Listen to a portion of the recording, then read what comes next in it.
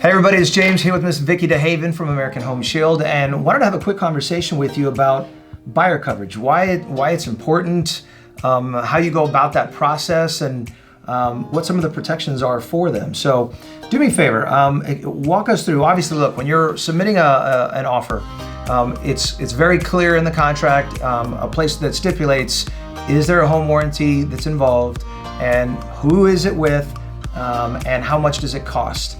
And actually, please don't let me forget, I really want to hammer that point. Make sure you don't put roundabout numbers in these contracts, okay? Make sure if you have, look, you can go on the site and get a quote. You can pick up the phone and talk to Vickie and find out for sure.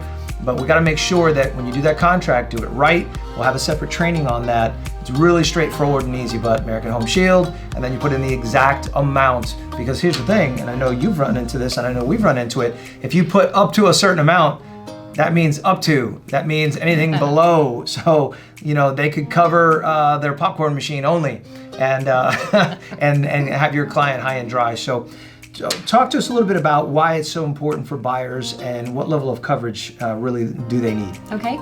Well, good morning, and it is a great opportunity for you to, again, be a problem solver for your buyers. You know, it's not if something's going to break in that home during the first year for your buyer, but it's probably, you know, what's the date that it's going to break? Because the reality is homes go through so much stress with the seller moving out, buyer moving in, houses are used differently from one family to another, and things typically do fail in the first year. So that is not a big money maker for us the first year, because we are spending a boatload of money on claims. In fact, we're servicing about 4 million times in the first year on customers. So here's the reality.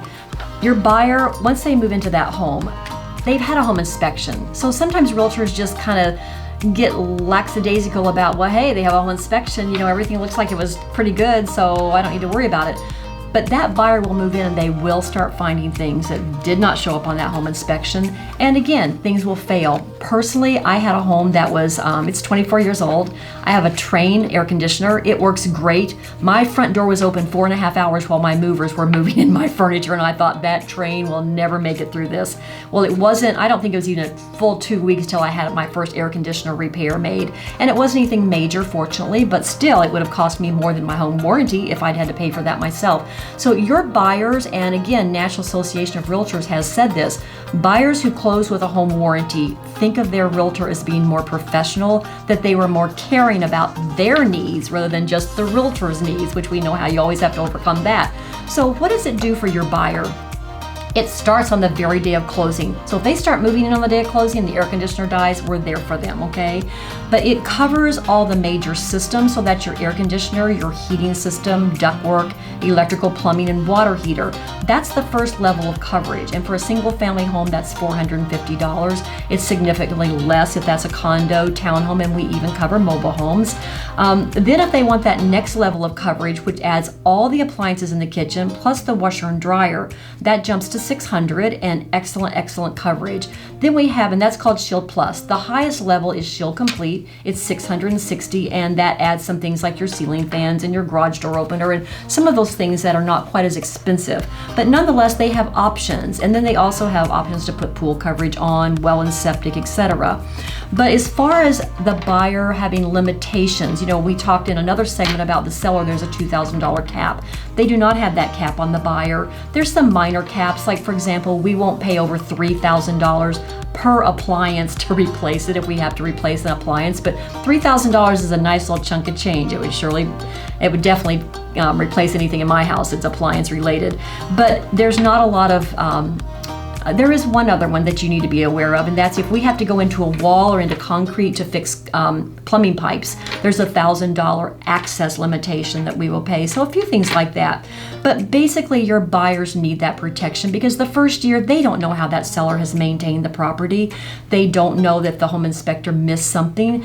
But here's reality. The cool thing about American Home Shield is, unlike a lot of other warranty companies, we will cover things that fail due to lack of maintenance or if they were improperly installed or improperly repaired. So if that seller's been a handyman, he thought he could do it and he kind of halfway did it and now it breaks, we're still going to be there for that customer. There's not a lot of room for decline and denials with American Home Shield. The only thing we really deny for on the buyer side is if it's really, really obvious that whatever's broken was not working at the start of the contract. Otherwise, we'll be there for you guys. So that's kind of the way it works. If you have more specific questions and want to know every single detail, there's an agreement that goes with this contract, and it takes every single item that we cover and gives you exactly in regular print what we cover, bold print what we do not cover, so we're not trying to hide anything. So make sure you take a look at those, pick them up in your office, and take a look at those one day when you're having trouble sleeping. It's a great time to read through the agreement. Absolutely. But yeah, it's great coverage for your buyers. So listen, a lot of people are with inventory levels rising, it's going to get a lot easier to ask sellers to pay for these things. However, buyers, you shouldn't be afraid of pushing your buyers to do this. Look, I can't tell you, approving contracts all day, how often I see people wanting to save money so they don't get surveys done. Crazy.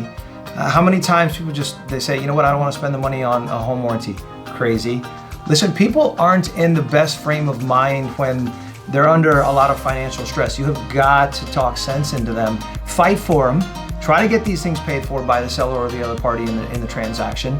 Maybe depending upon how valuable this person is to you, maybe it's a sphere of influence deal. What a great way to stay connected with them over the coming years. But listen, you cannot be afraid to push for these things, because if you're like me, I take my role of protecting my clients very seriously. What a great way to do this. And don't let them, even if the buyer has to pay for this, even if you have to pay, it doesn't matter. What's nice is when everything's all said and done, you can put your head down at night knowing that you've served them well, they're protected, and you can move on to serve the next family and rest easy knowing that the largest organization that provides home warranty coverage and protection is guarding them. So push, push, push. I know it feels awkward doing it, but you got to do it. You'll be grateful they did. Trust me, when that thing goes wrong and they pick up the phone and they call you and they have an amazing experience with American Home Shield, you're going to be the next call, and it's going to be to thank you for it. So, all right, push, push, push.